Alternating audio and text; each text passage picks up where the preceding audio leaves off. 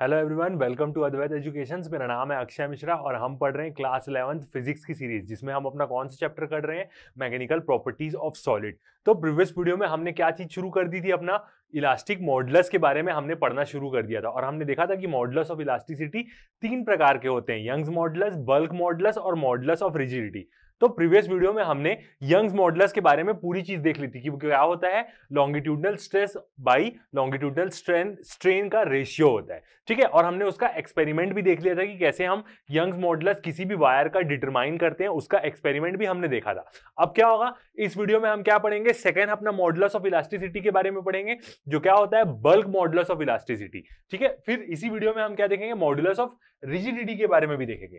ठीक है, तो चलिए शुरू करते हैं अपना ये वाला लेक्चर। प्रीवियस में हमने यंग्स मॉडुलस ऑफ इलास्टिसिटी के बारे में पढ़ लिया है। ठीक है, मतलब यंग्स मॉडुलस के बारे में पढ़ा है। तो यदि आप नहीं देखें उस वीडियो को तो जरूर जाके देखें और बिल्कुल वीडियो को शेयर करना और चैनल को सब्सक्राइब करना बिल्कुल ना भूलें यदि आप चैनल में नए हैं तो। ठीक है, तो चलिए शुरू करते हैं अपना ये वाला लेक्चर। ठीक है, तो अब हमारा टॉपिक शुरू होता है। यंग्स मॉडुलस के बारे में हम अपना प्रीवियस वीडियो में पढ़ चुके हैं कि वो क्या होता है। अब हम देखेंगे बल्क मॉडुलस ऑफ इलास्टिसिटी क्या होता है। ठीक है, तो देखते हैं बल्क मॉडुलस ऑफ इलास्टिसिटी के बारे में। बल्क मॉडुलस ऑफ इलास्टिसिटी क्या होता है देखते हैं। फर्स्ट पॉइंट देखते हैं, with in elastic limit. With in elastic limit मतलब इलास्टिक लिमिट के अंदर। ठीक है, विद इन इलास्टिक लिमिट मैंने हर बार बताया, इलास्टिक लिमिट का मतलब क्या होता है, जब तक मैं फोर्स लगाया हूं बॉडी डिफॉर्म रहेगी, फोर्स हटा दिया बॉडी अपनी जो पोजीशन है वापस रिस्टोर कर लेगी, बॉडी अपने शेप में वापस आ जाएगी। इसका मतलब क्या होता है, इलास्टिक लिमिट होता है। तो within elastic limit the ratio of normal stress to the volumetric strain is called bulk modulus of elasticity. मतलब ये क्या बोल रहा है, रेशियो बोल रहा है नॉर्मल स्ट्रेस का। नॉर्मल स्ट्रेस ही क्या होती है हमारी, लॉन्गिट्यूडनल स्ट्रेस बोलते हैं हम नॉर्मल स्ट्रेस को भी, सेम होती है टेंसाइल स्ट्रेस या कंप्रेसिव स्ट्रेस। ठीक है, और उसका रेशियो मतलब डिवाइड में क्या, वॉल्यूमेट्रिक स्ट्रेन। वॉल्यूमेट्रिक स्ट्रेन को हम कैसे डिनोट करते हैं, एप्सिलॉन वी से। जैसे हम लॉन्गिट्यूडनल स्ट्रेन को एप्सिलॉन एल से डिनोट करते हैं, वैसी वॉल्यूमेट्रिक स्ट्रेन को एप्सिलॉन वी से। तो within elastic limit the ratio of normal stress to the volumetric strain is called bulk modulus of elasticity. ठीक है, देखेंगे। और यदि हम एक और तरीके से इसको डिफाइन करना चाहें तो हम क्या बोल सकते हैं, the ratio of hydraulic stress to hydraulic strain is called bulk modulus. Bulk modulus of elasticity या बल्क मॉडुलस, दोनों का मतलब क्या होता है, सेम होता है। याद रखिएगा, बल्क मॉडुलस ऑफ इलास्टिसिटी और बल्क मॉडुलस दोनों का मतलब सेम होता है। और दूसरा डेफिनेशन क्या है, the ratio of hydraulic stress. अब हाइड्रोलिक स्ट्रेस क्यों बोलते हैं, क्योंकि ये जो बल्क मॉडुलस है ये जनरली ना ऐसी बॉडीज पे आता है जो बॉडीज ना पानी में डूबे रहती है, या उस बॉडी के चारों ओर क्या होगा, फ्लूइड होगा। अब फ्लूइड का मतलब क्या होता है, ऐसी चीजें जो फ्लो करती है। तो फ्लूइड के अंदर क्या क्या आता है, लिक्विड और गैस आता है। याद रखिएगा, लिक्विड भी फ्लो करता है, गैस भी फ्लो करती है। तो जब भी कोई बॉडी के आसपास कोई प्रेशराइज्ड फ्लूइड है तो वो फ्लूइड क्या करेगा, बॉडी के हर हिस्से में सेम प्रेशर लगाएगा, या हम बोल सकते हैं सेम फोर्स लगाएगा। तो वो बॉडी ना चारों तरफ से यूनिफॉर्मली फोर्स एक्सपीरियंस करेगी। तो उसके कारण क्या होगा ना, बॉडी का शेप छोटा होगा, बड़ा नहीं होगा, बॉडी का शेप छोटा होगा, क्योंकि चारों तरफ से उसमें फोर्स लग रही है तो बॉडी का शेप कम होगा धीरे धीरे। ठीक है, मतलब बॉडी की वॉल्यूम कम होगी बोल सकते हैं हम, शेप वैसी रहेगा। यदि क्यूब है तो क्यूब ही रहेगा, सर्कल है तो सर्कल ही रहेगा, मगर उसका वॉल्यूम कम हो जाएगा। ठीक है, तो यहां पे वही बोलना है। तो इसलिए क्या बोलते हैं, hydraulic stress to hydraulic strain. Hydraulic stress कब लगेगी, जब वो हाइड्रोलिक कंडीशन में, मतलब फ्लूइड के अंदर है, किसी भी ऐसा फ्लूइड जिसका डेंसिटी अच्छी खासी है। ठीक है, और हाइड्रोलिक स्ट्रेन, इस क्या बोलते हैं हम उसको, बल्क मॉडुलस। बल्क मॉडुलस या बल्क मॉडुलस ऑफ इलास्टिसिटी का मतलब सेम होता है। तो अब देखते हैं इसको हम कैसे डिनोट करते हैं, बी से। ठीक है, बी क्या होता है, बल्क मॉडुलस, और ये क्या होगा, रेशियो होगा नॉर्मल स्ट्रेस का डिवाइड बाय वॉल्यूमेट्रिक स्ट्रेन।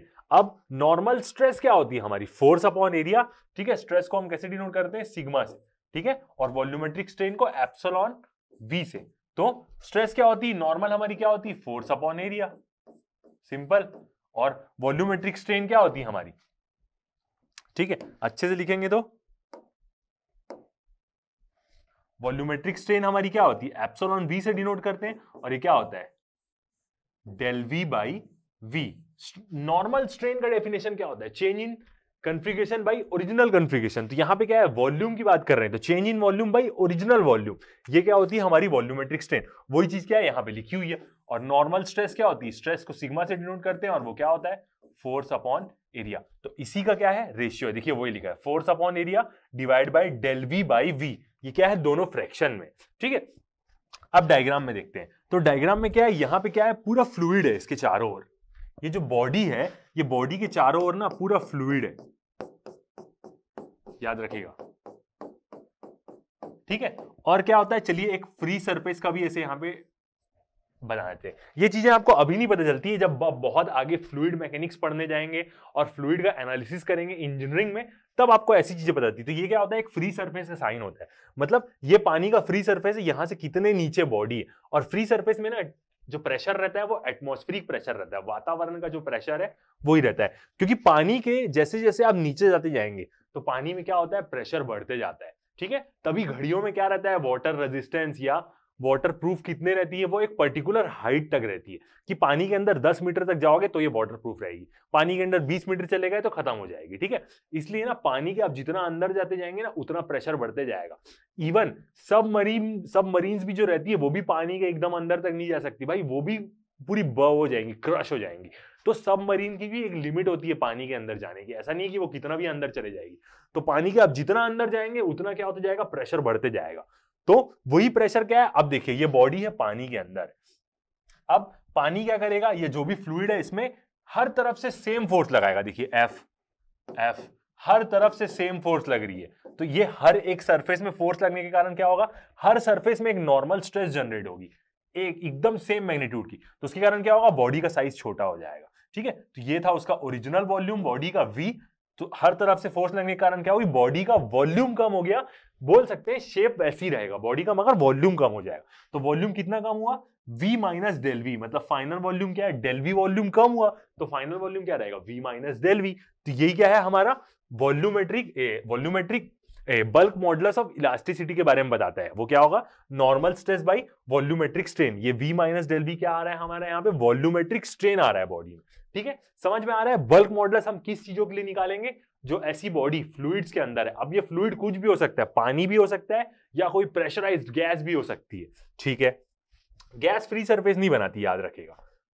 तो बल्क मॉडुलस के बारे में हमें समझ में आया कि क्या होता है normal stress by volumetric strain. Normal stress हम कैसे निकालते हैं, फोर्स अपॉन एरिया, और वॉल्यूमेट्रिक स्ट्रेन क्या होता है, डेल वी बाई वी। और इसको हम अच्छे से रख के देखेंगे, ठीक है। चलिए देखते हैं,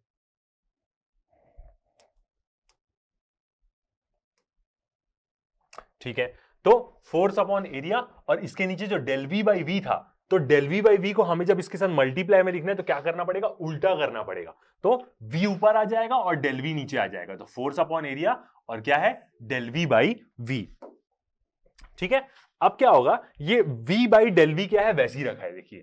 और जो ये f बाई ए है, ये f बाई ए को मैंने क्या ले लिया, प्रेशर मान लिया, क्योंकि वो फ्लूइड के अंदर होगा, ठीक है। तो देखिए p लिखा गया यहाँ पे, f बाई ए को मैंने किससे रिप्लेस कर दिया, p से। तो क्या हो जाएगा, minus p v by del V. यहां पे मैंने ब्रैकेट में लिखा भी है कि p इक्वल टू क्या होता है, p मतलब प्रेशर, और प्रेशर क्या होता है, फोर्स अपॉन एरिया, सिंपल सी चीज, ठीक है। अब यहाँ पे माइनस साइन क्यों रखा है, माइनस साइन ये बताता है ना कि बॉडी का वॉल्यूम क्या है, कम हो रहा है।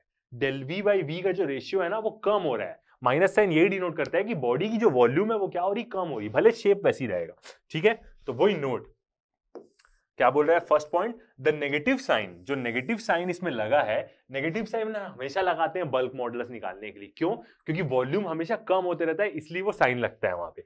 Negative sign shows that volume decreases with increase in stress, मतलब जैसे जैसे बॉडी में स्ट्रेस बढ़ते जाएगी वॉल्यूम क्या होते जाएगा, उसका कम होते जाएगा।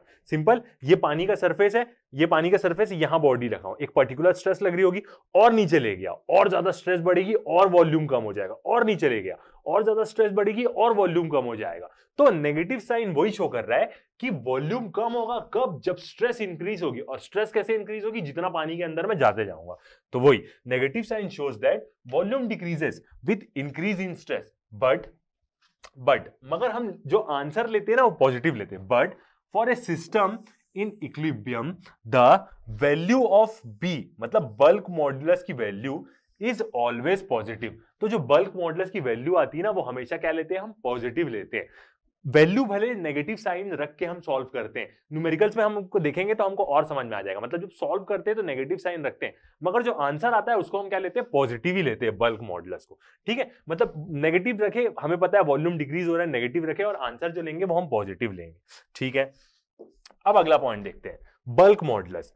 पहला पॉइंट समझ में आया कि बी की वैल्यू हमेशा system in equilibrium the value of B is always positive. अगला पॉइंट देखते हैं, bulk modulus for a perfect rigid body and ideal fluid is infinity. Infinity मतलब ये वाला साइन। तो क्या बोल रहा है, बल्क मॉडुलस किसी परफेक्ट रिजिड बॉडी का और आइडियल फ्लूइड का क्या होता है, इंफिनिटी होता है। अब ये कैसे होता है, तो सबसे पहले हम ये समझते हैं परफेक्ट रिजिड बॉडी का क्या मतलब होता है। परफेक्ट रिजिड बॉडी का ये मतलब होता है ना कि वो बॉडी में कितना भी मैं फोर्स लगा दूं वो डिफॉर्म होगी। यदि नॉर्मल रिजिड बॉडी के बारे में बात करूं तो एक पर्टिकुलर लेवल तक उसमें मैं फोर्स लगाऊंगा तो वो डिफॉर्म नहीं होगी। जैसे ये पेन को लेता हूं मैं, अब ये पेन में मैं अपने हाथ से फोर्स लगाता हूं ऐसे, ठीक है, तो क्या है, अभी मैं एकदम नॉर्मल फोर्स लगा रहा हूं, तो मेरे हाथ से जैसी मैं इसमें फोर्स लगा रहा हूं उस हिसाब से मैं इसको बोल सकता हूं रिजिड बॉडी। मगर मैं यदि एकदम ताकत लगाऊं इसमें तो ये पेन क्या हो सकता है, क्रश हो सकता है, टूट सकता है। तो परफेक्ट रिजिड बॉडी बोल दिया। परफेक्ट रिजिड बॉडी का मतलब यह है कि वो बॉडी डिफॉर्म ही नहीं होगी, मतलब वो बॉडी पचकेगी ही नहीं, उसका कोई भी डायमेंशन चेंज नहीं होगा। अब यदि कोई बॉडी का कोई भी डायमेंशन चेंज ही नहीं हो रहा है तो क्या उसमें वॉल्यूमेट्रिक स्ट्रेन आएगा, क्या उसका वॉल्यूम चेंज होगा, बिल्कुल चेंज नहीं होगा। तो अब देखिए यहां पे डेल वी बाई वी, ठीक है, ऊपर से समझते हैं। ठीक है, तो पहले हम क्या बात कर रहे हैं, परफेक्ट रिजिड बॉडी की, जो बॉडी क्या होगी, डिफॉर्म होगी ही नहीं। तो यहां से देखते हैं, ये देखिए नीचे क्या है, नीचे क्या एक्सप्रेशन है, डेल बी बाई वी है। तो अभी मैं किसके बारे में बात कर रहा हूं, परफेक्ट रिजिड बॉडी के बारे में बात कर रहा हूं। रिजिड बॉडी का मतलब ये होता है कि उसके किसी दो पॉइंट्स के बीच में कितनी भी फोर्स लगा दूं, उनके किसी दो पॉइंट के बीच में कोई भी वो आएगा ही नहीं। ठीक है, यहां पे मैं बना के बता रहा हूं, जैसे मैं एक ये बॉडी ले लिया, ठीक है, अब ये बॉडी के बीच में मैं दो पॉइंट बनाता हूं, ये पॉइंट है ए और ये पॉइंट है बी। ठीक है, ये क्या है, परफेक्ट रिजिड बॉडी है। अब इस बॉडी में ना मैं कहीं से भी फोर्स लगा दूं, कितना भी, यहां से ऐसे फोर्स लगा दिया, अनइवन फोर्स लगा दिया, कैसे भी फोर्स लगा दिया, यहां से ऐसे, कितना भी मैं दबा दूं, ये जो दो पॉइंट के बीच का डिस्टेंस है ना, ये दो पॉइंट के बीच का डिस्टेंस मैं मान लेता हूं क्या है, डी है। ठीक है, तो ये दो पॉइंट्स के बीच का डिस्टेंस कभी चेंज नहीं होगा, चाहे कितनी भी ज्यादा फोर्स लगा दे। ये क्या मतलब होता है, परफेक्ट रिजिड बॉडी का। ठीक है, अब परफेक्ट रिजिड बॉडी, इसका मतलब उसके वॉल्यूम में, उसमें कोई भी वॉल्यूमेट्रिक स्ट्रेन नहीं आएगी। यदि ये बॉडी परफेक्ट रिजिड बॉडी होती तो इसका V minus del V volume होता ही नहीं, पहले भी वॉल्यूम V रहता, बाद में भी वॉल्यूम V रहता, मतलब वॉल्यूमेट्रिक स्ट्रेन नहीं आता उस बॉडी में। तो अब यदि परफेक्ट रिजिड बॉडी के बारे में बात करूं मैं, ठीक है, अब यदि मैं परफेक्ट रिजिड बॉडी लेता हूं तो B क्या होगा, B इज इक्वल टू क्या होगा, ऊपर में क्या है, फोर्स अपॉन एरिया है, जो भी उसमें स्ट्रेस लग रही है। ठीक है, और नीचे क्या आता है, अब मैं इसको अच्छे से लिख रहा हूं, del V by V।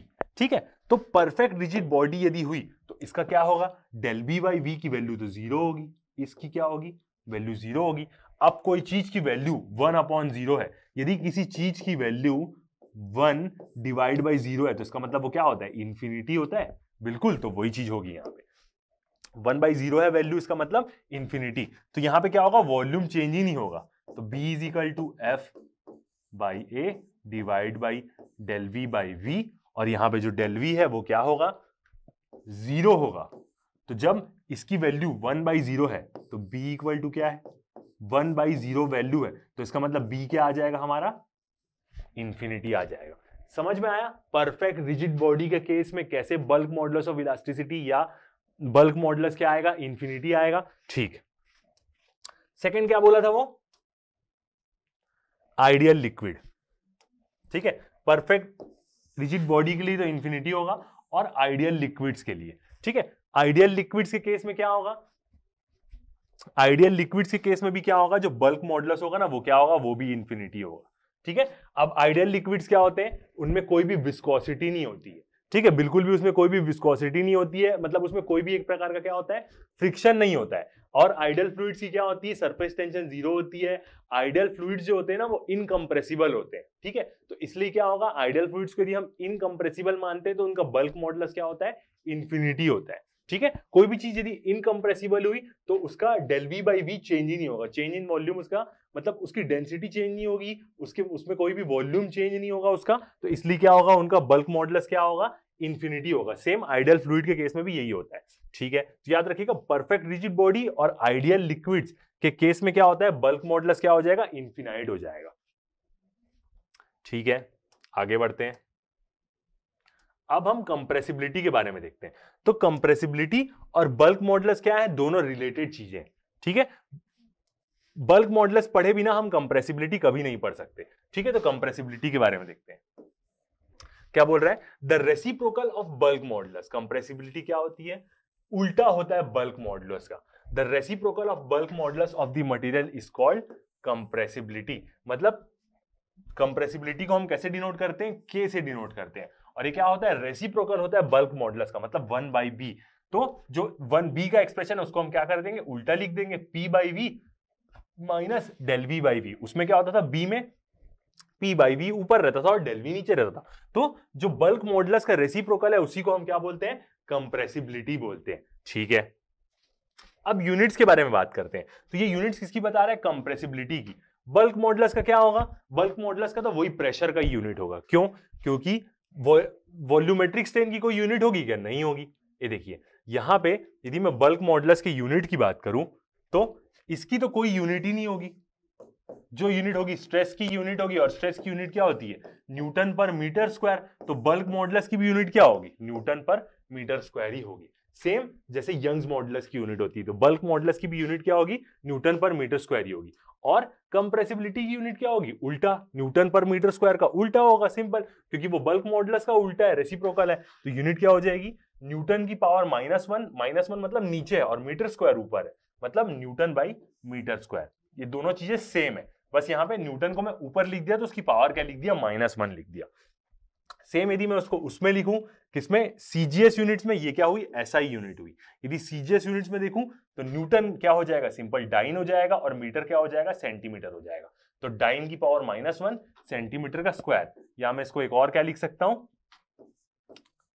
Centimetre square divide by dyne. ठीक है, कुछ नहीं होता, बस जो फोर्स है वो क्या बन जाती है, डाइन बन जाती है, और मीटर स्क्वायर क्या हो जाता है, सेंटीमीटर स्क्वायर हो जाता है। डायमेंशन फॉर्मूला के बारे में बात करूं तो जो स्ट्रेस का होता है m l की पावर -1 t की पावर -2, उसी का उल्टा हो जाएगा, m की पावर -1 l t की पावर -2। मतलब जो हमारा स्ट्रेस प्रेशर का जो डायमेंशन होता है उसी का क्या है, ये उल्टा है। जस्ट जो बल्क मॉडुलस का रहेगा उसी का क्या हो जाएगा, उल्टा हो जाएगा। उसका क्या रहता है, m l की पावर -1 t की पावर -2। तो यहां पे क्या हो गया, उल्टा हो गया, m की पावर -1 हो गई, l नॉर्मल हो गया और t नॉर्मल हो गया। ठीक है, तो समझ में आया हमें क्या होता है कंप्रेसिबिलिटी। ठीक है, कंप्रेसिबिलिटी समझ में आया। आगे चलते हैं। तो दो प्रकार का हमने मॉडुलस ऑफ इलास्टिक मॉडुलाई के बारे में पढ़ लिया। अब हम देखते हैं थर्ड क्या होता है हमारा, मॉडुलस ऑफ रिजिडिटी और शियर मॉडुलस। दोनों का मतलब क्या है, सेम है, दोनों को हम सेम चीज बोलते हैं। मतलब दोनों, एक चीज का दो नाम जानना बहुत जरूरी रहता है, क्योंकि क्या होता है, यदि आपको शियर मॉडुलस पता है या आपको मॉडुलस ऑफ रिजिडिटी के बारे में पता है, क्योंकि ये ज्यादा कॉमन नेम है, और आपको बोल दिया शियर मॉडुलस बताओ, आपको मॉडुलस ऑफ रिजिडिटी के बारे में पता है बट आपको उसका दूसरा नाम नहीं पता है, तो भी आप नहीं बता पाएंगे, क्योंकि आपको उसका सब चीज पता है बट आपको उसका दूसरा नाम नहीं पता, तो आप नहीं बता पाए। तो मॉडुलस ऑफ रिजिडिटी और शियर मॉडुलस सेम चीज होती है। देखते हैं क्या होता है। First point, with in elastic limit, elastic limit के अंदर, मतलब जब तक फोर्स लगाया और डिफॉर्म है, फोर्स हटाया वापस अपनी पोजीशन में आ जाएगा। With in elastic limit the ratio of tangential stress, इसी को हम क्या बोलते हैं, शियर स्ट्रेस भी बोलते हैं। हम ये चीज पढ़ चुके हैं, शियर स्ट्रेस और टेंजेंशियल स्ट्रेस क्या होता है। तो रेशियो किसका, टेंजेंशियल स्ट्रेस, जिसको हम शियर स्ट्रेस भी बोलते हैं, to shear strain is called modulus of rigidity, ठीक है। सबसे पहले हम यंग्स मॉडुलस पढ़े थे, तो वो किसके लिए था, लॉन्गिट्यूडनल स्ट्रेन के लिए था। बल्क मॉडुलस पढ़े तो वो किसके लिए था, वॉल्यूमेट्रिक स्ट्रेन के लिए था। अब शियर मॉडुलस या मॉडुलस ऑफ रिजिडिटी पढ़ रहे हैं तो वो किसके लिए होगा, शियर स्ट्रेन के लिए होगा। ऑब्वियस ही बात है, तीनों के लिए अपना एक एक। तो within elastic limit the ratio of tangential stress to shear strain is called tangential stress to shear strain is called modulus of elasticity. ठीक है, second point, it is denoted by, G से denote करते हैं और efficiency के sign से, ये ऐसा हम एक एफिशिएंसी का साइन बनाते हैं, ठीक है, ईटा बोलते हैं, ये दोनों चीज से इसको डिनोट करते हैं हम, जी से भी और ईटा से भी। ठीक है, अब देखते हैं टेंजेंशियल स्ट्रेस क्या होगी हमारी। स्ट्रेस तो फोर्स अपॉन एरिया ही होती है, ठीक है, बस उसमें फोर्स कौन सी रहेगी, टेंजेंशियल रहेगी। ठीक है, तो टेंजेंशियल स्ट्रेस क्या होगी हमारी, जिसको हम क्या बोलते हैं, टेंजेंशियल स्ट्रेस को शियर स्ट्रेस भी बोलते हैं, और उसको हम कैसे डिनोट करते हैं, टाउ से। ये चीज हम अच्छे से समझ चुके हैं। क्या प्रीवियस वीडियो में, स्टार्टिंग के वीडियोस में टेंजेंशियल स्ट्रेस क्या होती है, शियर से, जिसको हम टाउ से डिनोट करते हैं, और वो क्या होता है, फोर्स अपॉन एरिया ही होती है, स्ट्रेस है, बस फोर्स कैसी होगी, टेंजेंशियल फोर्स होगी यहां पे। ठीक है, तो modulus of rigidity is given by, अब उसका एक्सप्रेशन फॉर्म में जी या ईटा का सिंबल दोनों और लिखा हुआ है, ठीक है, इक्वल टू क्या होगा, tangential stress by shear strain. Tangential stress को हम कैसे डिनोट करते हैं, टाउ से, शियर स्ट्रेन को हम कैसे डिनोट करते हैं, थीटा से। टाउ की वैल्यू क्या होगी, फोर्स अपॉन एरिया, पुट कर दिए तो F by A into theta. ठीक है, तो ये क्या हुआ हमारा, जी और ईटा का मॉड्यूलस ऑफ रिजिडिटी कैसे हम निकालते हैं, F by A by theta. Theta क्या है हमारा, शियर स्ट्रेन। ठीक है, और थीटा भी हम कैलकुलेट करते हैं कैसे, जब हम ऐसे दो प्लेन शेयर करते हैं, हम पढ़ चुके हैं, डेल एल बाई एल, वही चीज निकालते हैं। चलिए डायग्राम से देखते हैं, ये चीज हम पढ़ चुके हैं किसमें, शियर स्ट्रेन में, शियर स्ट्रेस में हम पढ़ चुके हैं। देखिए यही चीज बिल्कुल, मतलब यहां से आपका शियर स्ट्रेन का भी वो हो जाएगा। ठीक है, दो ठोक में प्लेन लिया हूं, नॉर्मल बॉडी थी, ये जो डॉटेड लाइन है ये क्या है, इनिशियल कंडीशन है उसकी। अब क्या किया, मैं यहां से ऐसे टेंजेंशियल फोर्स लगाया, नीचे मैं फिक्स करके रखा हूं। ठीक है, इसलिए क्या हो रहा है, एक अपोजिट फोर्स इधर भी अपने आप डेवलप हो रही है। यदि मैं नीचे फिक्स नहीं करूंगा तो नीचे भी मेरे को एक अपोजिट फोर्स लगानी पड़ेगी, क्योंकि स्ट्रेस कैसे लगती है, सेम मैग्नीट्यूड की फोर्स अपोजिट डायरेक्शन में लगाएंगे तभी स्ट्रेस होती है। इसलिए मैं नीचे से फिक्स किया हूं यहाँ पे, ये जो ऐसा हैच का साइन है इसका मतलब क्या है, फिक्स्ड है। यदि फिक्स नहीं होगा तो मेरे को एक और फोर्स लगानी पड़ेगी यहाँ पे, फिक्स कर दूंगा तो मेरे को बस ऊपर फोर्स लगानी पड़ेगी, क्योंकि रिएक्शन के कारण अपने आप नीचे फोर्स जनरेट होगी। तो जब मैं इसको फोर्स लगाया तो इसका क्या हुआ, शेप में डिफॉर्मेशन आया। ठीक है, ऐसे शेप हो गया इसका। ठीक है, तो कितना एंगल बना यहाँ पे, थीटा एंगल बना।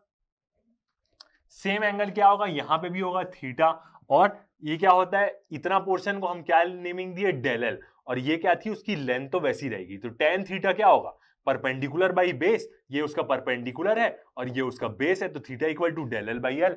ठीक है, ये देख लिए, theta equal to tan theta. अब बहुत छोटा रहता है यहाँ पे थीटा, इसलिए हम क्या बोलते हैं, टेन थीटा और थीटा लगभग बराबर है, ऐसा बोलते हैं, क्योंकि बहुत छोटा रहता है। और वही क्या होगा, टेन क्या होता है, परपेंडिकुलर बाई बेस, तो tan del L by L. ठीक है, इसी को हम क्या करेंगे, यहां पे पुट कर देंगे, किसमें, ऊपर वाले एक्सप्रेशन में। ये देखिए, यहां पे जो थीटा की वैल्यू है, F बाई ए में क्या किया, पुट कर दिए, तो क्या हो जाएगा यहां पे भी एक बार लिख के देख लेते हैं, क्या हो जाएगा, F बाई ए इंटू नीचे क्या होगा, डेल एल, और ऊपर क्या आ जाएगा, एल। यही आएगा एक्सप्रेशन, F इंटू एल, ए इंटू डेल एल, वही आएगा। देखते हैं, ये देखिए आ गया हमारा बल्क मॉडुलस और शियर मॉडुलस का क्या एक्सप्रेशन। तो कभी भी आपको सॉल्व करने बोलेगा, बहुत इजी चैप्टर है ये वाला ना, एकदम ही इजी है, आपको बस कंसेप्ट याद रखना है, अपने आप क्वेश्चन बनेंगे अपने आप, और उसके बाद आपको मल्टीप्लाई डिवाइड करके सॉल्व करने की प्रैक्टिस करनी है बस।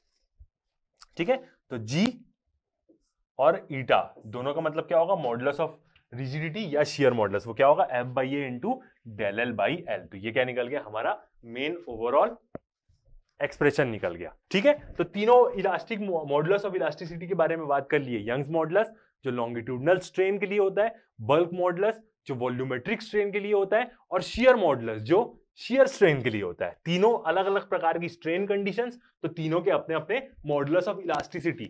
अब ये किस पे डिपेंड करेगा, हर मटेरियल पे डिपेंड करेगा कि कैसा कैसा मटेरियल मैं यूज कर रहा हूं, स्टील ले रहा हूं, आयरन ले रहा हूं, निकल ले रहा हूं। ठीक है, जैसा भी मटेरियल मैं यूज कर रहा हूं, सबकी ईवी की वैल्यू अपनी अलग होगी, क्योंकि स्ट्रेस और स्ट्रेन तो क्या होते हैं, वेरिएबल्स होते हैं। ठीक है, अब हम नोट पॉइंट देखते हैं ओवरऑल तीनों चीजों का, यंग्स मॉडुलस, बल्क मॉडुलस और शियर मॉडुलस, तीनों का हम नोट पॉइंट देखते हैं। फर्स्ट पॉइंट देखते हैं। ठीक है, फर्स्ट पॉइंट क्या बोल रहा है, modulus of rigidity is always smaller than Young's modulus. मतलब मॉडुलस ऑफ रिजिडिटी क्या, जी और इसको हम कैसे ईटा से डिनोट करते हैं। ये क्या होता है, हमेशा छोटा होता है, स्मॉलर, किससे, यंग्स मॉडुलस से। यंग्स मॉडुलस क्या है, मॉडुलस ऑफ, ये क्या है, मॉडुलस ऑफ इलास्टिसिटी, वाई से हम इसको डिनोट करते हैं यंग्स मॉडुलस को। तो जो मॉडुलस ऑफ रिजिडिटी रहता है वो हमेशा क्या होता है, छोटा होता है यंग्स मॉडुलस से, ठीक है, क्योंकि इसकी वैल्यू बहुत कम होती है। बस ऐसा किसी भी, यदि हम देखें किसी भी बॉडी को, तो किसी भी बॉडी को शेयर करने में कम ताकत लगेगी किसके मुकाबले, यदि मेरे को उसको खींचना है और उसको मेरे को दबाना है, ठीक है। किसी को भी मैं शेयर आसानी से कर सकता हूं, मगर यदि मेरे को उसको टेंसाइल स्ट्रेस में लाना है और कंप्रेस करना है तो ज्यादा ताकत लगेगी। इसलिए हम बोलते हैं कि यंग्स मॉडुलस बड़ा होता है हमेशा किससे, मॉडुलस ऑफ रिजिडिटी से। वही चीज वो बोला। सेकंड पॉइंट देखते हैं, shear modulus of ideal liquid is 0। कोई भी जो आइडियल लिक्विड होता है ना,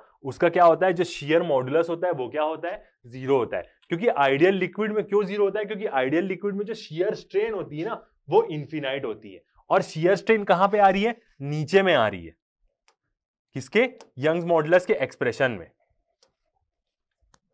ये देखिए यहां पे शियर स्ट्रेन कहां आ रही है, नीचे में आ रही है, ठीक है। तो किसी भी आइडियल फ्लूइड के केस में क्या होती है ना, शियर स्ट्रेन क्या होती है, ये क्या होती है, शियर स्ट्रेन इंफिनिटी होती है, ठीक है। इसलिए क्या है, जो बल्क मॉडुलस रहता है वो क्या रहता है, 0 रहता है, ठीक है। ये जो रहती है ना शियर स्ट्रेन किसी भी आइडियल लिक्विड के केस में, आइडियल लिक्विड के केस में जो ये शियर स्ट्रेन होती है थीटा, ये क्या होती है, इंफिनिटी होती है। क्योंकि आइडियल फ्लूइड ना विस्कोसिटी रहती ही नहीं है। विस्कोसिटी क्या होती है, जो फ्लूइड को रेजिस्ट करती है फ्लो करने के लिए, रेजिस्टेंस टू फ्लो बोलते हैं। फ्लूइड्स की प्रॉपर्टी होती है विस्कोसिटी। तो आइडियल फ्लूइड की विस्कोसिटी 0 होती है, मतलब वो अपने बहने में कोई रेजिस्टेंस नहीं लगाएगा, फटाफट बहेगा। तो सटासट शियर स्ट्रेन होगा और फ्लूइड कैसे बहता है, एक एक लेयर टूट के आगे गिरते जाती है, वैसे ही बोलते हैं हम फ्लूइड फ्लो होता है। तो जब वो इन्फिनाइट है तो जब 1/इन्फिनाइट वैल्यू क्या होगी, 0 होगी, ऑब्वियस ही बात है। इसलिए आइडियल फ्लूइड का क्या होता है, मॉडुलस ऑफ रिजिडिटी क्या होता है, 0 होता है। तो वही चीज यहां पे वो बोल रहा है कि शियर मॉडुलस या मॉडुलस ऑफ रिजिडिटी किसी भी आइडियल लिक्विड का क्या होगा, 0 होगा, ठीक है। फिर third point, a solid have, यदि हम एक सॉलिड की बात करें, ठीक है, तो सॉलिड के पास तीनों मॉडुलस ऑफ इलास्टिसिटी होते हैं, has all types of modulus of elasticity. एक सॉलिड के पास सारे प्रकार के मॉडुलस ऑफ इलास्टिसिटी होते हैं। क्या, Young's modulus, bulk modulus, shear modulus, तीनों प्रकार के होते हैं। बट फ्लूइड्स, मगर फ्लूइड्स मतलब क्या, जो बहते हैं, मतलब लिक्विड और गैस दोनों के पास टेंडेंसी टू फ्लो की प्रॉपर्टी होती है। तो फ्लूइड्स, लिक्विड और गैस के पास सिर्फ क्या होता है, बल्क मॉडुलस होता है। सिर्फ क्या होता है उनके पास, बल्क मॉडुलस ऑफ इलास्टिसिटी होता है। क्यों, क्योंकि शियर मॉडुलस तो 0 हो गया, ठीक है। तो याद रखिएगा, लिक्विड के पास सिर्फ बल्क मॉडुलस होता है और सॉलिड के पास क्या होता है, तीनों होता है। क्योंकि सॉलिड को हम क्या कर सकते हैं, खींच भी सकते हैं, वॉल्यूमेट्रिक भी दबा सकते हैं और शियर भी कर सकते हैं। बट लिक्विड के पास ऐसा नहीं होता। लिक्विड के पास क्या होता है, सिर्फ बल्क मॉडुलस ऑफ इलास्टिसिटी होता है, ठीक है। तो ये इंपॉर्टेंट नोट पॉइंट्स तीनों के लिए। और देखते हैं, ठीक है। अब हमारा नेक्स्ट टॉपिक क्या आता है, पॉइजन्स रेशियो। पॉइजन्स रेशियो क्या होता है उसके बारे में देखते हैं, ठीक है। अब ये क्या होता है पॉइजन्स रेशियो, इसमें क्या होगा कि हम एक लेटरल डायमेंशन भी लेंगे साथ में।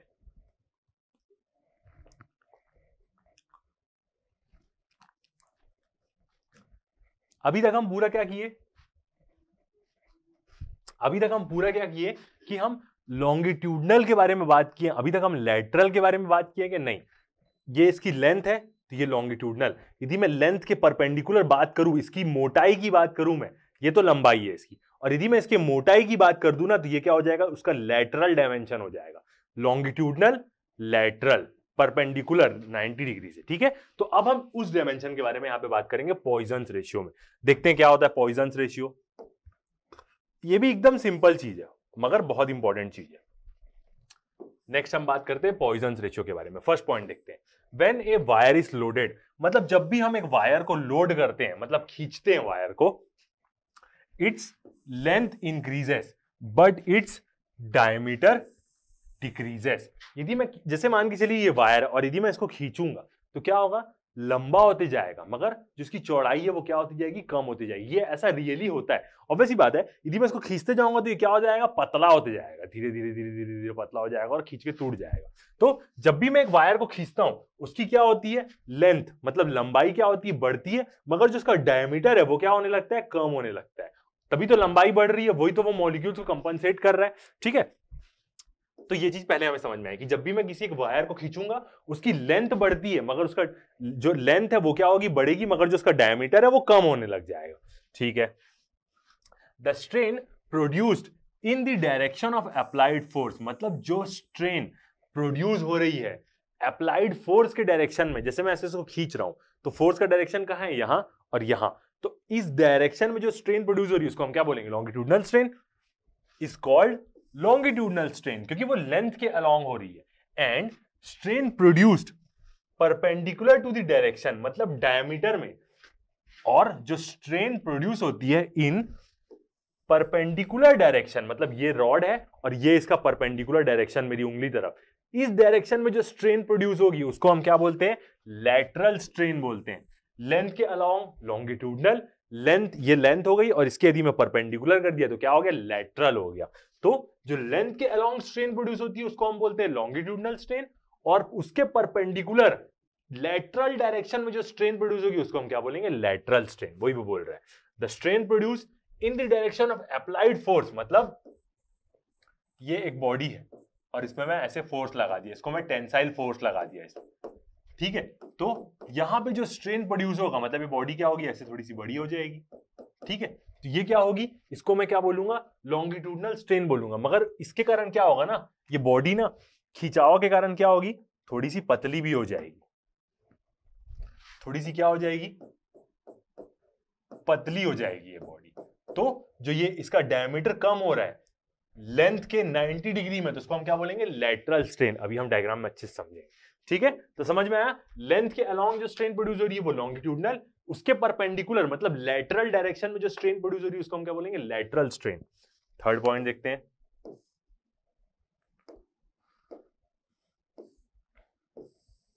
अब थर्ड पॉइंट क्या बोलेगा अपना, within the elastic limit. Elastic limit का मतलब फोर्स लगाया, ठीक है, एक्सटेंड हुई बॉडी, फोर्स हटा दिया, अपना शेप वापिस में आ जाएगी।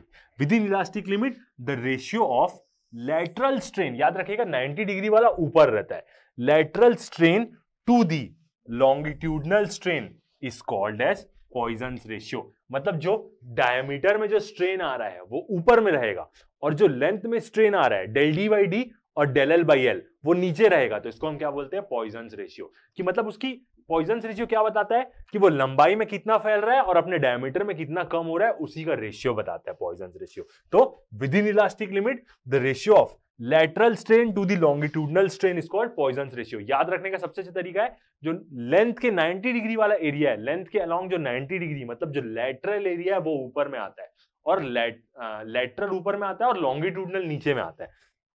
तो within elastic limit the ratio of lateral strain to the longitudinal strain is called Poisson's ratio. ठीक है, थ्योरेटिकल फॉर्म में देखें, मैथमेटिकल फॉर्म में देखते हैं। ठीक है, अब आपको डायग्राम भी मिलेगा समझने के लिए। ठीक है, तो सबसे पहले हम देखेंगे ऊपर में क्या आ रहा है, लैटरल स्ट्रेन। तो हम लैटरल स्ट्रेन के बारे में बात करेंगे, मतलब डायमीटर में जो हो रहा है।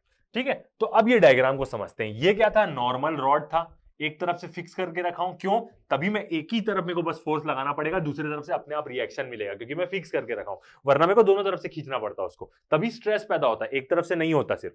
ठीक है, तो अब मैं इस सफेद वाले रॉड को मैं खींचा तो क्या हुआ, इसकी लेंथ बढ़ गई कितनी, डेल एल, और इसका क्या हुआ, डायमीटर कम हो गया, कितना, डी माइनस डेल डी कम हो गया। देखिए नीचे फोर्स लगी है, तो जब मैं इसको खींचा तो ये दुबला हो गया और नीचे आ गया। ठीक है, लेंथ बढ़ गई और इसका डायमीटर क्या हो गया, कम हो गया। ओरिजिनल डायमीटर क्या था, डी, फाइनल डायमीटर क्या बचा, डी माइनस डेल डी। ठीक है, तो ये क्या हो रहा है, ऑब्वियसली बात है ऐसा ही होता है, रियली तो ऐसे ही होगा। ठीक है, तो फर्स्ट क्या बात की, लेटरल स्ट्रेन। तो स्ट्रेन है, तो स्ट्रेन का बेसिक डेफिनेशन क्या होता है, change in configuration by original configuration. Change in configuration क्या हुई, डेल डी, ओरिजिनल कन्फिगरेशन क्या थी, डी, तो माइनस क्यों ले रहे हैं, क्यों माइनस ले रहे हैं, क्योंकि रिड्यूस हो रहा है डायमीटर। जैसे वॉल्यूमेट्रिक स्ट्रेन में हम माइनस लेते थे क्योंकि कम होती था वॉल्यूम उसका, इसलिए हम माइनस लिए, क्योंकि डायमीटर क्या हो रहा है, कम हो रहा है। तो लेटरल स्ट्रेन क्या होगी, लेटरल और लॉन्गिट्यूडनल डिफरेंस अच्छे से समझिएगा। लेटरल स्ट्रेन क्या होगी, लेटरल आ गया मतलब 90 डिग्री लेंथ के अलोंग, लेंथ से 90 डिग्री, तो लेटरल स्ट्रेन क्या होगी हमारी, डेल डी बाई डी, और लॉन्गिट्यूडनल स्ट्रेन जो हम अभी तक पढ़ते आ रहे हैं वो क्या होगी, डेल एल बाई एल। और वो क्या होता है, इसका डिवाइड बाई इसका रेशियो होता है। तो तो पॉइजन्स रेशियो इसको हम कैसे डिनोट करते हैं ना, म्यू से। म्यू बोलते हैं इसको, याद रखिए कैसे बनाते हैं, ऐसे बनाते हैं म्यू को हम, ठीक है। म्यू क्या हो जाएगा, lateral strain by longitudinal strain, lateral by longitudinal. Lateral मतलब याद रखिएगा 90 डिग्री रहता है लेंथ के अलोंग, इसलिए हम इसको लेटरल बोलते हैं, ठीक है। और ऊपर आता है लेटरल, बस ये चीज याद रखनी, तो आपको पॉइजन्स रेशियो हमेशा याद रहेगा, ठीक है। अब लेटरल स्ट्रेन की वैल्यू डाल देते हैं minus del d by d, और लॉन्गिट्यूडनल स्ट्रेन की भी वैल्यू डाल देते हैं, नीचे क्या डेल एल बाई एल, तो ये क्या आ गया हमारा, म्यू आ गया। डायग्राम समझ में आया, लंबाई बढ़ रही है डेल एल, तो चौड़ाई क्या हो रही है, कम हो रही है, डी माइनस डेल डी कम हो रही है, ठीक है। ये डेल डी क्या होगा, इतना पोर्शन होगा जो कम हुआ ओरिजिनल लेंथ से, वही डेल डी में पूरा कंसीडर हुआ होगा, ठीक है। आगे बढ़ते हैं, ठीक है। अब यही जो एक्सप्रेशन है इसी को हम क्या कर रहे हैं, अच्छे से लिख रहे हैं। डेल डी के नीचे डी आया तो उसको लिख दिए, और डेल एल बाई एल क्या था, नीचे में था, तो जब उसको उसके साथ लिखना पड़ेगा तो उल्टा करके लिखना पड़ेगा, तो इसलिए डेल एल नीचे आ जाएगा और एल ऊपर आ जाएगा,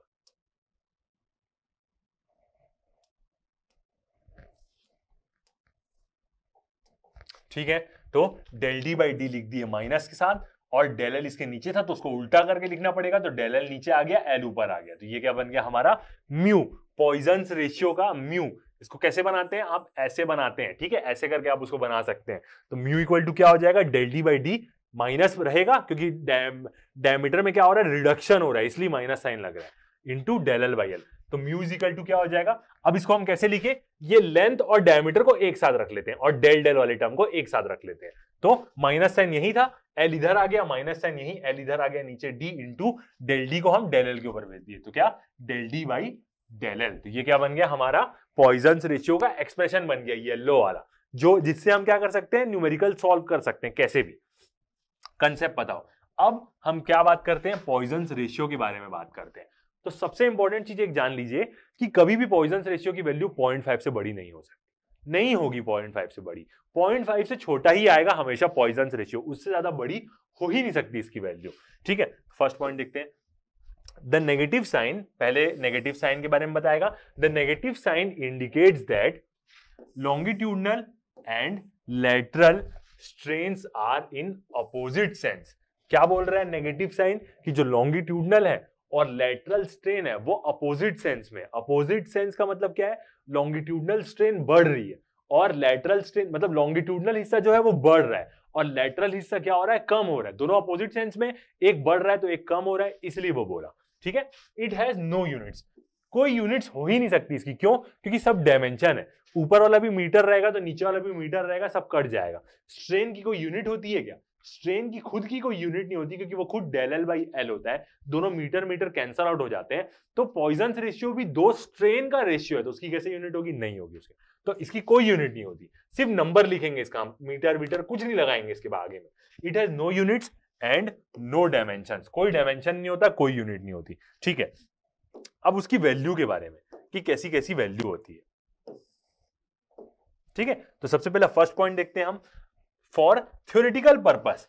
थ्योरेटिकल पर्पस का मतलब यह है कि जब हम पेपर में बात करें, लिखने में बात करें, थ्योरी के फॉर्म में बात करें, प्रैक्टिकल पर्पस नहीं। देखो थ्योरेटिकल चीजें थोड़ी सी आइडियल होती हैं, मतलब हम मान सकते हैं, थोड़ा बहुत कंसीडर करते हैं, बट जब हम प्रैक्टिकली उन चीजों को अप्लाई करते हैं तो हमको एकदम एब्सोल्यूट चलना पड़ता है। तो थ्योरेटिकल पर्पस के लिए, पेपर में लिखने के लिए, बताने के लिए, जो म्यू की वैल्यू होती है, पॉइजन्स रेशियो की वैल्यू, वो कहां से वेरी करती है, सबसे छोटी होती है -1 और 0.5 तक, ठीक है। फिर सेकेंड, फॉर प्रैक्टिकल पर्पस, मतलब रियल लाइफ में प्रैक्टिकली यदि हम बात करें तो इसकी वैल्यू कहां होती है, 0 से शुरू होती है और कहां तक रहती है, 0 से बड़ी रहती है और 0.5 से छोटी रहती है। देखिए दोनों 0.5 से बड़ी वैल्यू होती ही नहीं है पॉइजन्स रेशियो की, याद रखिएगा, क्योंकि इतना ज्यादा लेटरल और डायमीटर में इतना ज्यादा चेंजेस नहीं हो सकता, ठीक है। तो 0.5 से बड़ी हो ही नहीं सकती पॉइजन्स रेशियो की वैल्यू, ठीक है। तो प्रैक्टिकल पर्पस के लिए क्या होगी, 0 से लेके 0.5 तक। थ्योरेटिकल पर्पस की बात करें तो -1 से 0.5 तक हो सकती है, ठीक है। अब यदि मैं स्टील की बात करूं तो स्टील का पॉइजन्स रेशियो की वैल्यू क्या होती है, 0.8 से 0.30। देखिए ये भी 0.5 से बड़ी नहीं हो सकती, हो ही नहीं सकती उसकी वैल्यू। तो स्टील की पॉइजन्स रेशियो क्या होता है, 0.28 से 0.30। और एल्यूमिनियम एलॉयज के बारे में बात करें तो इनकी थोड़ी ज्यादा होती है, 0.33 होती है, 0.5 से तो बड़ी होगी ही नहीं।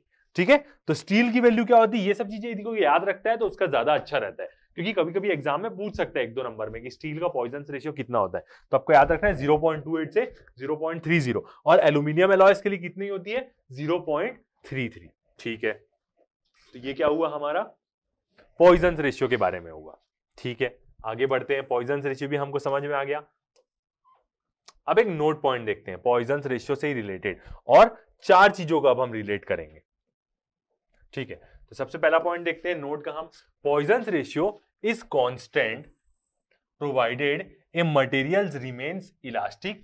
पॉइजन रेशियो क्या होगा ना, कांस्टेंट होगा। कांस्टेंट मतलब जो उसकी वैल्यू है, जैसे स्टील की थी, एल्यूमिनियम एलॉयज की थी 0.33, तो वो सेम बनी रहेगी, मगर कब, प्रोवाइडेड ए मटेरियल रिमेन्स, मतलब एक यदि मटेरियल इलास्टिक रहा, होमोजीनियस रहा और आइसोट्रोपिक रहा, तो पॉइजन रेशियो क्या होगा, कांस्टेंट होगा। मतलब जो वैल्यू है 0.3 है, 0.2 है, 0.4 है, 0.5 से ज्यादा तो नहीं हो सकता, तो वो बना रहेगा। अब 3 चीजें बोला वो, इलास्टिक, इलास्टिक का मतलब जब फोर्स हटाया तो वापिस अपना शेप को क्या कर दिया, रीगेन कर दिया। होमोजीनियस और आइसोट्रोपिक आपके लिए एक नया वर्ड है। तो होमोजीनियस क्या होता है, जैसे मैं यहां पे एक ऐसा मटेरियल लेता हूं, ठीक है, और मैं एक पर्टिकुलर डायरेक्शन में इस मटेरियल को देख रहा हूं, ये मेरा एक एक्सिस हो गया, और मैं इस लंबाई में इस मटेरियल को देख रहा हूं कि मैं यहां से यहां यहां यहां यहां ऐसे ऐसे जाऊंगा तो देखूंगा, तो ये जितने भी पॉइंट्स है ना, जब मैं उस तरफ जाऊंगा, मतलब एक्स डायरेक्शन में जब मैं जाऊंगा, और ये वाई डायरेक्शन है, तो एक्स डायरेक्शन में जब मैं जाऊंगा ना, एक वैल्यू इस जगह में, इस जगह में, इस जगह में, इस जगह में, तो इसकी सारी प्रॉपर्टीज ना एक पर्टिकुलर डायरेक्शन में सेम होगी। होमोजीनियस का ये मतलब होता है कि एक किसी भी पर्टिकुलर डायरेक्शन में उसकी प्रॉपर्टीज क्या होगी, सेम होगी। चाहे मैं किसी भी पॉइंट में जाऊं, एक पर्टिकुलर डायरेक्शन में यदि मैं जाऊं, तो चाहे किसी भी जगह में आके रुकूं उस मटेरियल में, उस मटेरियल की प्रॉपर्टी चेंज नहीं होगी, हर जगह इलास्टिक प्रॉपर्टी उसकी सेम होगी। आइसोट्रोपिक का मतलब क्या होता है, किसी भी डायरेक्शन में जाऊं तो उसकी प्रॉपर्टी चेंज नहीं होगी। कैसे,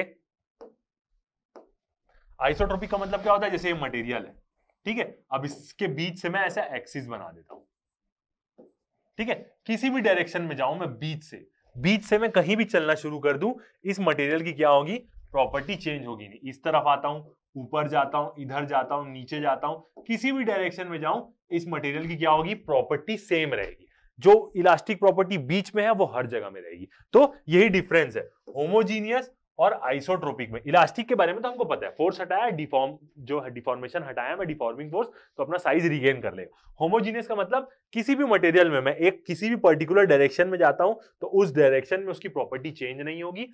आइसोट्रोपिक का मतलब एक मटेरियल में मैं किसी भी डायरेक्शन में जाऊं, हर डायरेक्शन में हर एक पॉइंट में मेरे को प्रॉपर्टीज क्या मिलेगी, उस मटेरियल की सेम मिलेगी। तो यदि ये 3 चीजें हुई, यदि कोई मटेरियल इलास्टिक हुआ, होमोजीनियस हुआ और आइसोट्रोपिक हुआ, तो उसका पॉइजन रेशियो क्या होगा, कांस्टेंट रहेगा, चेंज नहीं होगा।